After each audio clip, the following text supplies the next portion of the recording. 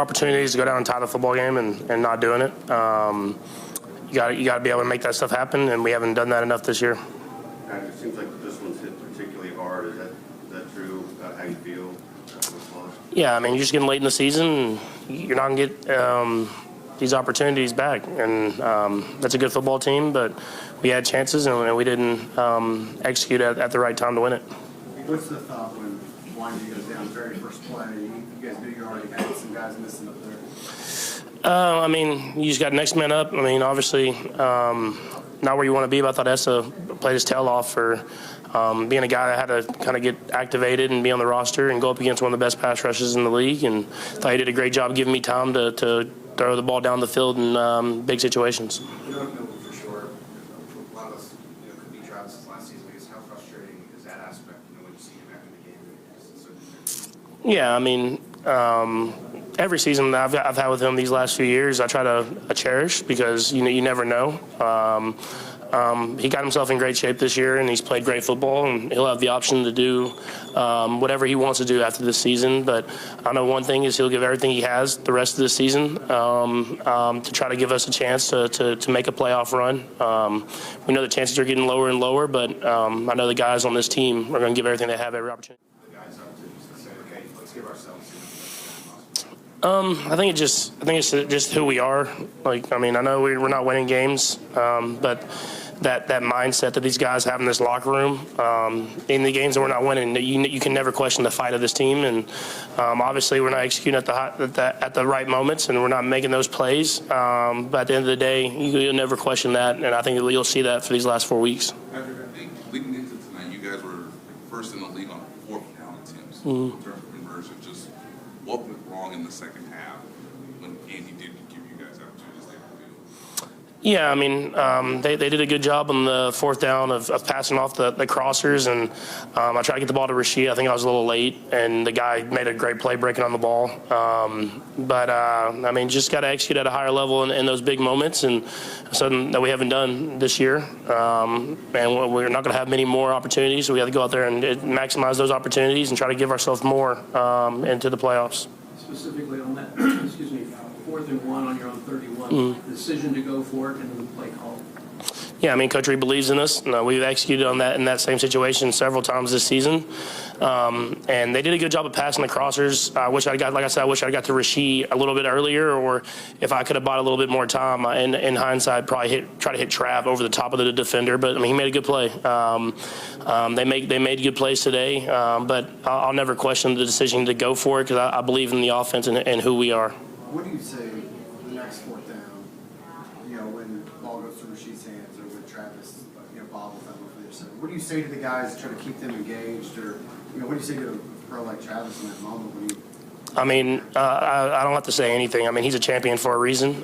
He knows what it takes, and he's made that play 99% of the time. And I got to give him a better chance with the ball, maybe more on his body. So I mean, I'll never question that. I'm gonna go to those guys in big moments. Those guys have made plays in the Super Bowls. They've made plays in AFC Championship games. So obviously, it didn't go our way today. I have a lot to do with that myself, and so we'll go back and like I said, regardless of what happens the rest of this season, we'll give everything we have every snap and give ourselves the best chance to go out there and make a run.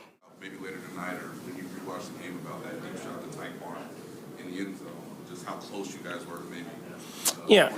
Yeah, I mean, we've been close all season. I mean, that at the end of the day, you got to go out there and make it happen. I got to make the throw a little bit earlier so the guy can't close. We got to make those plays. We got to score touchdowns in these moments, and we got the talent, we got the heart, but we have to go out there and execute it. And until we prove it, we'll come away with losses. So I mean, like I said, I know we're going to give everything we have. We'll give ourselves a chance and see what happens. Patrick, over the last couple of weeks, you talked about putting emphasis on the second and third quarter. You guys not following this hard. How do you feel like you got that? Yeah, I mean, we battled. Obviously, we didn't offensively, especially. We didn't play the way we were supposed to play. I'm proud of how the defense fought with all the disadvantages we put them in, and they kept just giving us chances. And so that's all we can ask for them. And offensively, I got to be better, not turning the football over, getting us into better plays in certain situations, and then giving guys chances down the field. So I mean, it's a little bit of everything, but it starts off with me, and it kind of feeds throughout the entire team. Last two, Sam and Todd. Go, Sam. Patrick, the last couple of weeks we talked about just not coming through in the big moments. Do you feel like that's had a snowball effect from one game to another, or is it just something different every week? I mean, it just happens in this league, man. You can't really put a pin on what that exact thing is. You go out there and you give your best effort every single time. And I believe in our guys. Like I said, we've done it before. And so every single opportunity we get, we believe we're going to score and we're going to make it happen. And that hasn't happened this year. But the next opportunity we get, I believe it will happen that time. Last one, Todd. Can you take us through the second interception, the first play of the fourth quarter? What happened on that play? Yeah, they got a good rush, and I tried to throw the ball. Obviously, didn't throw it far enough. But in that situation, like the interception, as long as they don't get a return, isn't the worst thing in the world. So just trying to give a guy a chance on the field. I wish I'd have thrown it a little bit more inside and gave Hollywood a chance to maybe high point the ball. But he made a good play of falling off the receiver and making a play. So I'll be better at where I locate the football to give a guy a better chance to go out there and make a contested catch. Thanks, Patrick. Chance had a talk with Drew. Patrick Mahomes and the Kansas City Chiefs found themselves in truly unfamiliar territory Sunday night, fighting for their season and hanging by a thread after a crushing 20-10 defeat at home to Houston-Texans, a loss that yanked them right out of the AFC West title race and left the organization and its fans staring at the possibility of missing the playoffs entirely. Mahomes, usually the shining star, struggled mightily, putting together arguably one of the worst performances of his celebrated career, completing only 14 of 33 passes for a mere 160 yards, failing to throw a single touchdown, and tossing 3 interceptions for the first time this year, a feat he last accomplished over a year ago against the Broncos. His completion percentage for the night, a dismal 42.4%, marked a career low, yet the blame didn't rest solely on his shoulders, as his receivers failed him repeatedly, dropping 6 catchable balls, compounding the misery on a night when nothing seemed to go right for Kansas City. You're getting late in the season. You're not going to get these opportunities back, Mahomes said afterwards, disappointment heavy in his voice as he reflected on the missed chances, the inability to execute when it counted, and the sting of losing to a quality opponent when the stakes were so high. The defining moment arrived with just over 3.5 minutes left, the Chiefs clinging to hope and trailing by a touchdown, when Mahomes dropped back and fired a pass to his reliable tight end Travis Kelce, only to have the ball bounce right off Kelce's hands and into the waiting arms of Texans linebacker Azeez Al-Shaair, a brutal interception that essentially sealed Kansas City's fate on the night, the stadium falling silent in disbelief. If you're enjoying the inside scoop, take a second to hit that subscribe button. But the pain didn't end there, as rookie receiver Rashee Rice suffered a costly drop on a critical 4th down pass over the middle with just over 5 minutes remaining and the Chiefs behind 17-10, a play that, had it been completed, could have given Mahomes and company the momentum needed to mount a comeback, only for the drive to sputter out and the Texans to take over, chewing valuable time off the clock with methodical 7-play, 16-yard possession that drained 3 more minutes and ended with a field goal to push the Houston lead to double digits.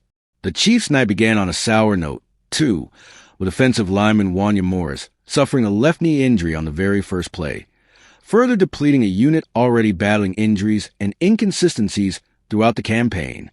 The numbers tell a grim story.